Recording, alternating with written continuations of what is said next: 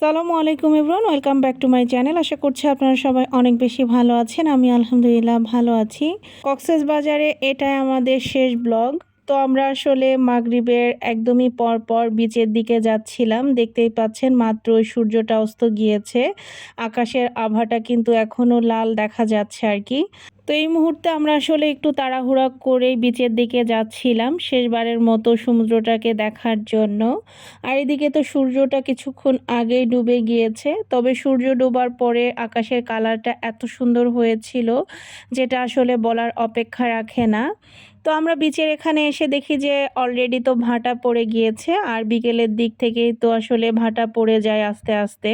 তো আমরা বিচে এসে দেখি যে সমুদ্রের পানি অলরেডি অনেক দূরে চলে গিয়েছে, আর আমাদের পায়ে যেহেতু জুতা পরা ছিল তো সেজন্য আর পা খুলে যে অনেকটা দূর হেঁটে যাব সেটা আর করিনি, কারণ হাতে আসলে খুব একটা সময়ও ছিল না আমাদের। তো তারপরে বিচের এখান থেকে জারিফ আবার এই ট্রাকটা কিনলো। ট্রাকের মধ্যে সামুদ্রিক আর কি মাছ টাছ এগুলো প্লাস্টিকের ছিল। তো তারপরে বিচ থেকে আমরা এখন চলে এসেছি একটা রেস্টুরেন্টে। রেস্টুরেন্টটার নাম মেবি ছিল ঢাকা কিচেন। এটা আমরা প্রথম যেদিন কক্সবাজারে আসি ওই দিন সকালের নাস্তা করেছিলাম, এখান থেকে খিচুড়ি খেয়েছিলাম। তো আজকে এখান থেকে যেহেতু জার্নি করব কিছুক্ষণ পরেই, তাই আমরা মাছ ভাত এগুলোই নিয়েছিলাম। তো এখানে আমরা নিয়েছিলাম একটা পোয়া মাছ বেশ বড় সাইজের, আর নিয়েছিলাম লইট্টা ফ্রাই, সাথে ছিল একটা টমেটো ভর্তা, ডাল, ভাত এগুলোই আসলে আমরা রাতে খেয়েছিলাম। আর এখানে আমি আবার একটা ফালুদা নিয়েছিলাম, ঠান্ডা ঠান্ডা ফালুদা খেতে বেশ ভালোই লাগলো। দেন এখন কিন্তু আমরা বাসে উঠে গিয়েছি এবং আমরা কক্সবাজার থেকে ফেরার সময় শ্যামলী বাসে করেই ঢাকায় এসেছি, এবং এটা ছিল নন এসি একটা বাস।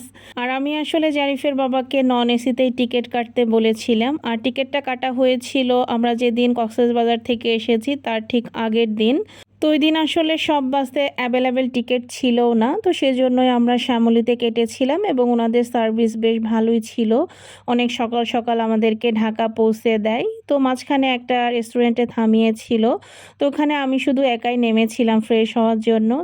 জারিফের বাবা ঘুমোচ্ছিল। তো আমরা আফতাবনগরে নেমে গেটের এখান থেকে পরোটা ডাল ভাজি নিয়ে নিয়েছিলাম, কারণ বাসায় গিয়ে তো খাওয়ার মতো কিছুই নাই। আর এই যে দেখতেই পাচ্ছেন আফতাবনগর থেকে আমরা একটা রিক্সাতে উঠে গিয়েছি। আর আফতাবনগরে ঢুকলেই মনের মধ্যে অন্যরকম একটা শান্তি কাজ করে আলহামদুলিল্লাহ। আর কক্সবাজার থেকে তো অনেকেই অনেক ধরনের জিনিস কিনে আনে, তবে আমি আসলে একটু ব্যতিক্রম টাইপেরই জিনিসপত্র কিনে এনেছি। প্রথমে দেখতে পেলেন রাজমা, আর এগুলো হচ্ছে গিয়ে পাহাড়ি কাঁচা বাদাম। তারপরে এখানে বেশ কিছু কাঁচা মরিচ নিয়েছিলাম, সাথে লম্বা লম্বা এই মরিচগুলো আসলে আমার অনেক দিন থেকেই খাওয়ার ভীষণ ইচ্ছা ছিল। তো কক্সবাজারে দেখে সাথে সাথে নিয়ে নিয়েছিলাম। এখানে খুব বেশি নিইনি, অল্প করে নিয়েছিলাম, তবে এগুলোর টেস্ট আসলে খুব একটা ভালো না। আর এখানে কাবলি ছোলা নিয়েছিলাম অল্প করে, এটাও কক্সবাজার থেকেই নিয়েছি। সাথে নিয়েছিলাম টমেটো, বেগুন আর একটা পেঁপে। তো এগুলো কেনার একটাই কারণ ছিল যে বাসায় এসে তো কোনো সবজি নাই, কি রান্না করব। তো সেজন্য কক্সবাজারের একটা বাজারে গিয়ে এই সবজিগুলো কিনে নিয়েছিলাম, যাতে বাসায় এসে আমাকে আবার জারিফকে নিয়ে বের হতে না হয়। তবে সত্যি কথা বলতে বিভিন্ন এলাকার ইউনিক যেসব সবজি বা যে কোনো আইটেম আমার আসলে ট্রাই করতে অনেক ভালো লাগে। তো এখানে আসলে শুটকি নেওয়া হয়েছিল, সাথে জারিফের বাবা আর কলিগদের জন্য একটু বেশি করেই চাটনি টাইপের যে আচারগুলো থাকে ওগুলো নিয়েছিল। আর এখানে 5টা বালাচাও নিয়েছিলাম, জারিফের বাবা ওর কলিগদের জন্য নিয়েছিল এবং আমার শাশুড়ি মায়ের জন্য। আর এখানে আমাদের আফরা মামুনির জন্য কিউট এক জোড়া স্যান্ডেল নিয়েছিলাম, বার্মিজ যে স্যান্ডেলগুলো হয়ে থাকে সেগুলো। তো এটা মাশাআল্লাহ আমার মামুনি অনেক পছন্দ করেছে।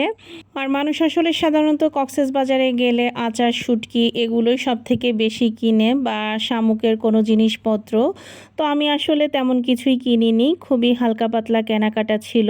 তো এখানে আমি এক বক্স চাপা শুটকি নিয়েছিলাম, আর নিয়েছিলাম আধা কেজি সুরি শুটকি আর আধা কেজি লইট্টা শুটকি। আরও কক্সবাজার থেকে ঝিনুকের যে কাচের বোতলগুলো থাকে সেখান থেকে একটা ছোট্ট বোতল নিয়েছিলাম, জাস্ট এটা কক্সবাজারের একটা স্মৃতি হিসেবেই। আর এই ভিডিওটা আসলে আমার কয়েকদিন পরে করা। তো আমার আজকের ভিডিওটা আপনাদের কাছে কেমন লাগলো অবশ্যই কিন্তু কমেন্ট করে জানাবেন। সবাই ভালো থাকবেন, সুস্থ থাকবেন, আমাদের জন্য দোয়া করবেন। আল্লাহ হাফেজ।